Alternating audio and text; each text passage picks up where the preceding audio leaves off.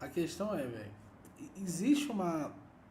O que o Malboro estava tentando explicitar, se você tivesse lido o primeiro capítulo do Soul, por exemplo, vocês teriam uma certa noção de que o atributo que o Mises utiliza é o uso. Ele define que o uso é o que realmente define define o que a gente chama de propriedade. Então, o Hofbauer e o Hoppe usam essa mesma coisa. Pode ver lá no livro do Hoppe, sempre direito de uso. É direito de uso exclusivo. Aquele que realmente usa um determinado bem, por exemplo, quando um determinado estatista ele vem a realmente ser aquele que controla o bem, sei lá, a Anvisa, por exemplo. Ou então, por exemplo, quando o seu carro só pode operar de um determinado conjunto de formas muito explícito. Quem tem, fundamentalmente, esse controle sobre o bem não é você. É aquele que realmente está vindo a utilizá-lo. Então, um exemplo muito simples, né? Uma coisa que a gente pode colocar é acerca de uma caneta que se empreste para alguém. Naquele momento, o uso em si da caneta está sendo dado em torno de para quem está emprestado a caneta. A pessoa vai conseguir usar e tal, e usar ela ali. Mas o direito do uso é aquele que determina quem pode usar a caneta.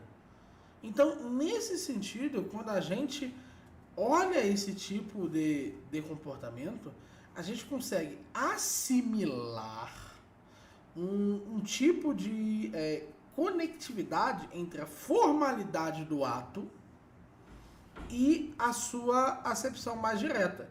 Então, por exemplo, um exemplo muito simples, né?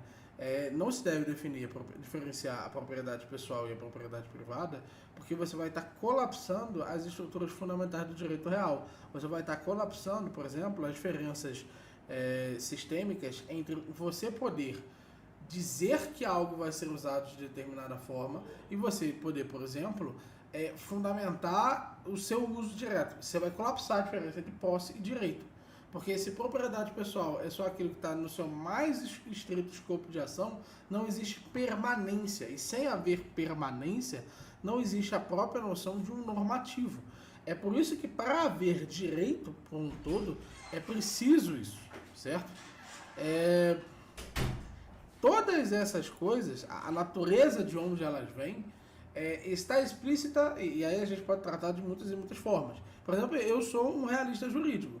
Ao ser um realista jurídico, eu acredito que as bases gerais na qual o direito se organiza é num reconhecimento real, presente, imediato, geralmente universal, de um determinado conjunto de categorias e acepções de usos cabíveis e explanáveis.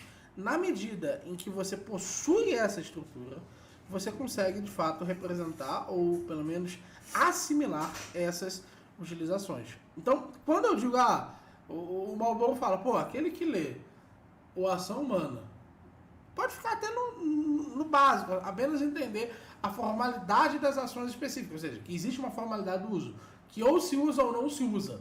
E aquele que entender essa acepção entre a diferença entre as posses e os direitos, os normativos, elas podem efetivamente se assimilar.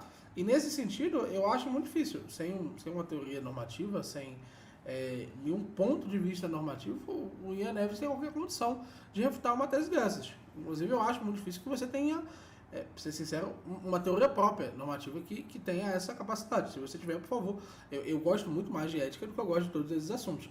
E eu tenho muito interesse em debater isso. Eu realmente tenho muito interesse em debater isso e é onde eu escrevo. A distinção fundamental entre a propriedade pessoal e a propriedade privada é a temporalidade.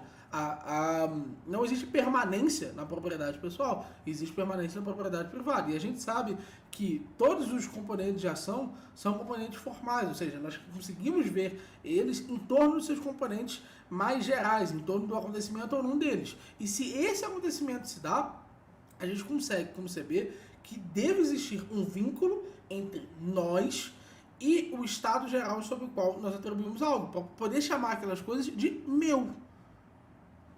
É isso. Se você tiver dúvida, por favor, pode meter aí. Eu realmente tô interessado. Jogue. Pode meter. Pode, mete tudo gostoso.